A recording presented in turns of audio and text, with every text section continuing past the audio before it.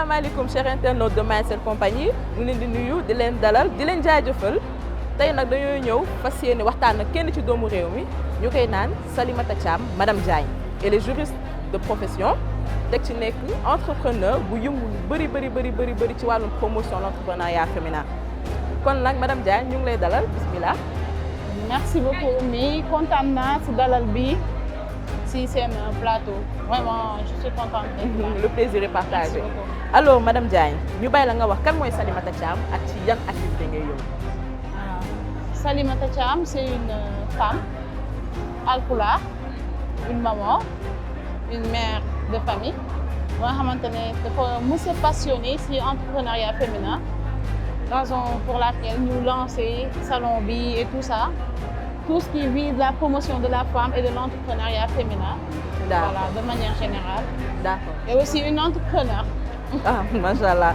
Donc je vois aussi que vous êtes PDG de Glamour by Lisa. Lan mooy Glamour by Lisa? En fait, Glamour by Lisa, c'est une marque que j'ai mis en place lorsque j'étais étudiante en deuxième année. Ah oui. dama teel a bëgg xaalis. Donc j'ai mis en place Glamour by Lisa. Pour tàmbali dara parce que je me suis dit qu'il faut faire quelque chose. C'est vrai que j'étais étudiante à ce moment, j'étais censée me concentrer uniquement sur les études, mais bon j'ai créé la marque et depuis lors on chemine nank affaire bi di dox nank. Comme on dit, l'un n'empêche pas l'autre. Voilà. Effectivement.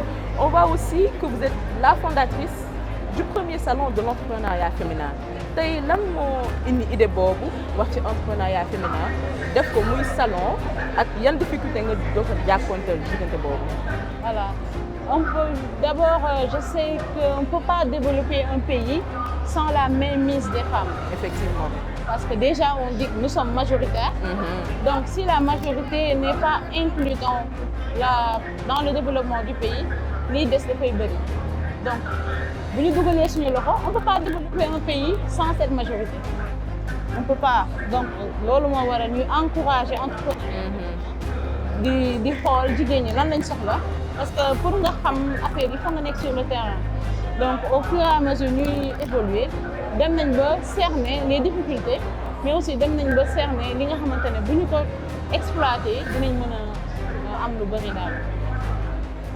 Le premier forum Parlons Féminin tey yan attente nga am ci événement boobu yan nga ciy xaar yan résultat.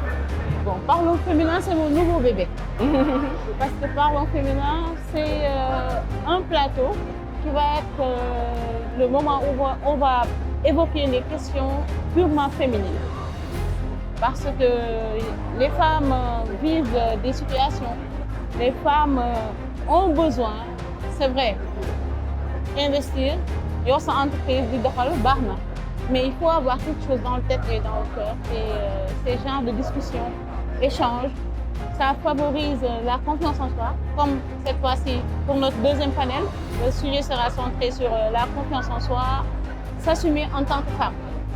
Donc yooyu dafay am solo ci jigéen ñi ñuy toog di waxtaan ak ñoom avec des experts en sujets yi ñu la war a waxtaanee parce qu'on a des coachs certifiés mais yoo xam ne dañuy ñëw donc on va allier l'utile et l'agréable waxtaan réseauter et tout ça vraiment. Yan difficulté nga jot a rencontré durant toutes ces années parce que wax nga ko yaa ngi ci plusieurs secteurs vous êtes juriste en même temps vous avez votre forum Parlons Féminin et aussi le salon de l'entrepreneuriat ainsi que Glamour by Lisa.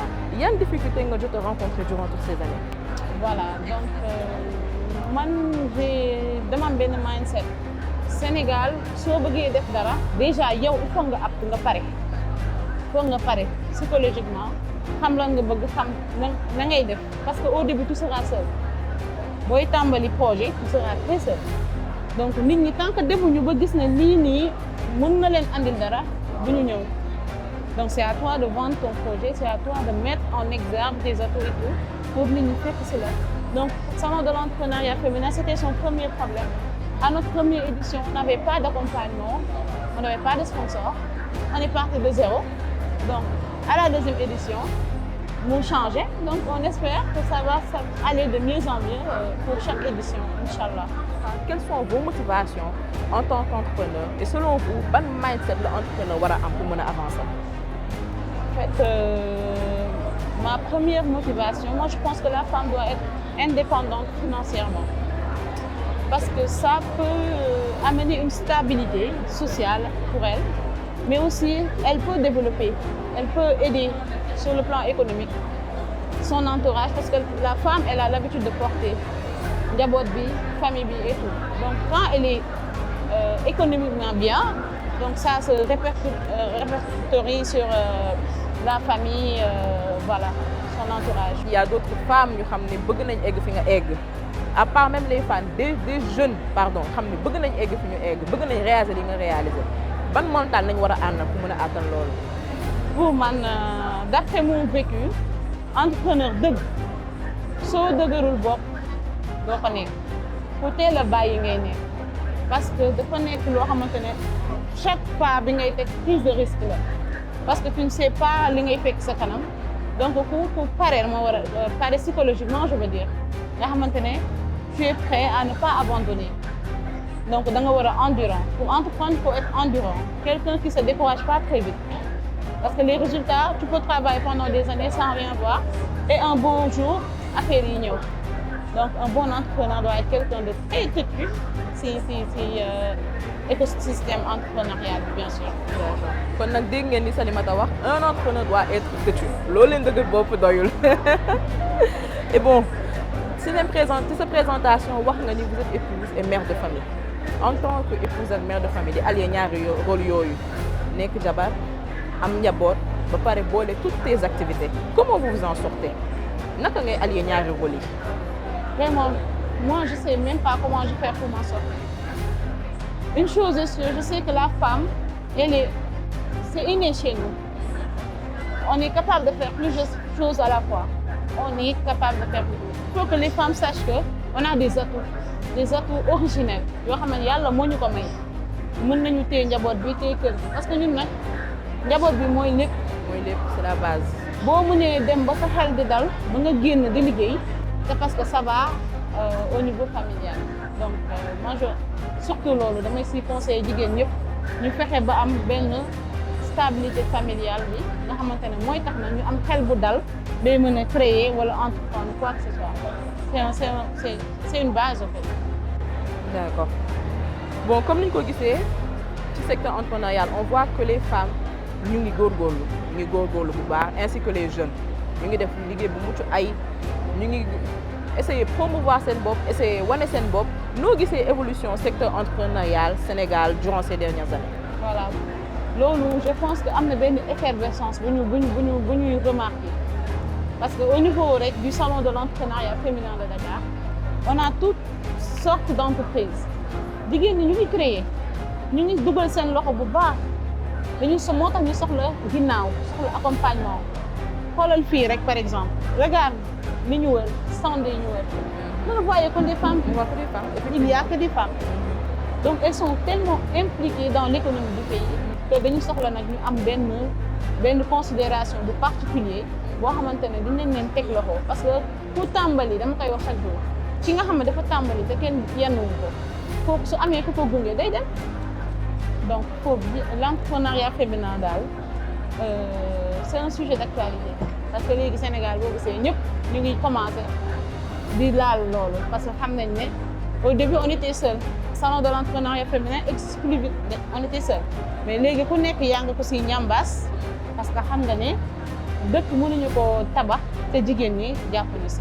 ñu ngi jigéen yaa ngi organiser ay ventes privées. di organiser yenn événements yi pour la promotion. te loolu sax dama siy taxaw tuuti des fois nga dégg nit naan vente privée yi dañoo bëri foire yi dañuy bëri ku jóg foire kooku xamul lan mooy développement wu dëkk. Quand il y a beaucoup de ventes, il y a beaucoup de foires, c'est parce que quand il y a des entreprises qui naissent et loolu c'est à encourager mais pas à freiner parce que effervescence boobu loolu en fait les gens quittent le Sénégal pour aller dans d'autres horizons pour participer à ay foires et su bëree fii kay mooy mu ngi dox mooy nit ñi ñu ngi siy gis seen bopp c'est à encourager man su ma gisee kenn di def dama siy kontaan parce que damay xam ne li muy def su ko defee man ma def keneen def day baax. Parce parce que day daj fépp. C'est ça. Machallah, un bon conseil à encourager. Ouais.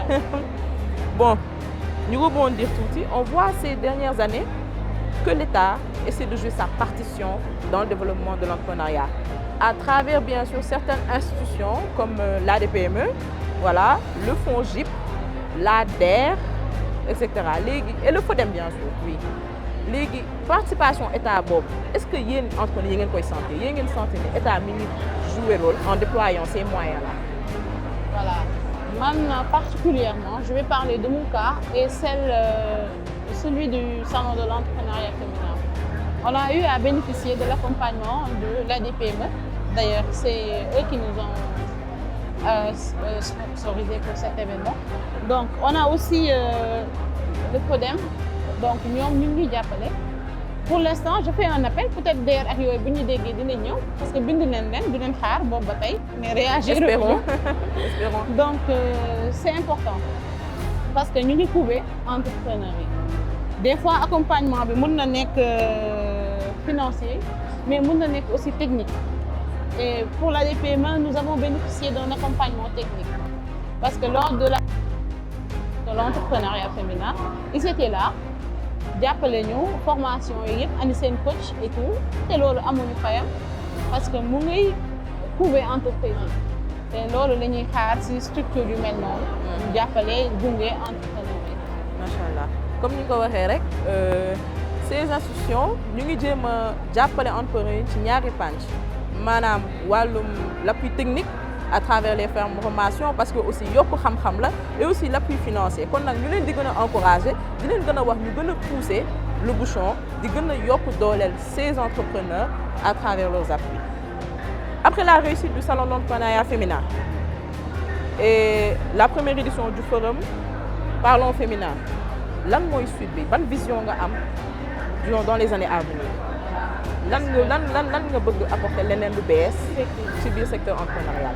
Parce que salon de l'entrepreneuriat féminin en fait c'est une multitude de facettes parce que c'est un projet boo xamante ne nekkul tendance ñu topp non c'est quelque chose de bien pensé bien élaboré am plan d'action am ay objectifs à atteindre.